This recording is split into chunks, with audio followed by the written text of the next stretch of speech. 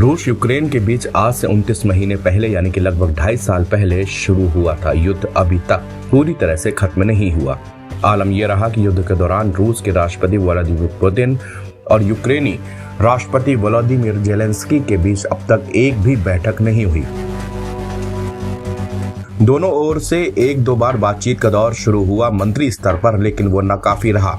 Ukraine और रूस दोनों को इस युद्ध की कीमत चुकानी पड़ी है। अब दुनिया के बाकी देश भी चाहते हैं कि इसका अंत होना चाहिए। भारत की भी यही चाहत है। इसके लिए खुद प्रधानमंत्री मोदी ने अब मोर्चा संभाल लिया है। पहले यूक्रेन के राष्ट्रपति जेलेंस्की से मुलाकात और अब प्रेसिडेंट पुतिन से फोन पर बात। यह बताने के लिए काफी है कि पीएम जंग रुकवाने की मुहिम पर जुट गए हैं। उनके प्रयास से युद्धरत दोनों नेताओं जेलेंस्की और पुतिन के आमने सामने बातचीत के लिए एक मेज पर लाने की संभावना काफी अधिक है। पीएम मोदी ने 27 अगस्त को रूस के राष्ट्रपति व्लादिमीर पुतिन से फोन पर बात की।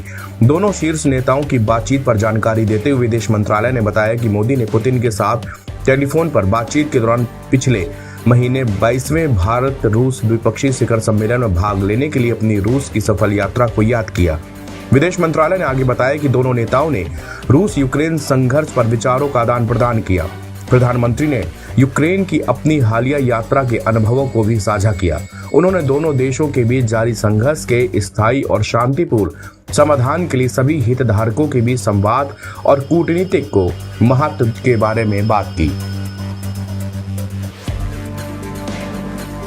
एक दिन पहले उन्होंने अमेरिकी राष्ट्रपति जो बाइडेन से भी फोन पर बात की थी। ये कॉल उनके यूक्रेन की यात्रा के बाद तुरंत आया था। राष्ट्रपति बाइडेन से भी बातचीत के दौरान मोदी ने यूक्रेन में शांति और स्थिरता लाने की वकालत की थी। पीएम मोदी ने यह भी स्पष्ट किया था कि यूक्रेन में शांति और स्थिरता को पूर्ण समर्थन देगा। पीएम मोदी हाल ही में यूक्रेन की यात्रा से लौटे हैं। उनकी वोलोदिमीर जेलेंस्की के साथ तस्वीरों ने कईयों का ध्यान खींचा है। पीएम मोदी यहाँ यूक्रेन के लोगों का दर्द बांटने के साथ युद्ध का हल निकालने भी गए थे। भारत के कूटनीति की एक बानगी देखिए तो मोदी की यूक्रेन पहुंचते ही जेलेंस्की की आंखों में जैसे उम्मीद की किरण आ गई थी। जेलेंस्की ने अपनी बैठक के दौरान पीएम मोदी ने राज्यों की संप्रभुता और क्षेत्रीय अखंडता का सम्मान करने के लिए भारत की प्रतिबद्धता को दोहराया है। इस पर जोर देते हुए कि युद्ध का समाधान बातचीत और कूटनीति के माध्यम से किया जाना चाहिए, मोदी ने साफ किया कि भारत तटस्थ नहीं है बल्कि दृढ़ता से शांति के पक्ष में है।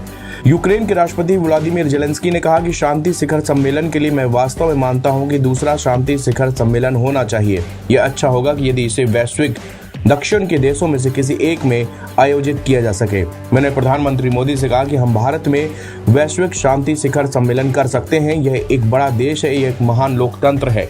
भारत वैश्विक दक्षिण का निर्विवाद लीडर के रूप में उभरा है।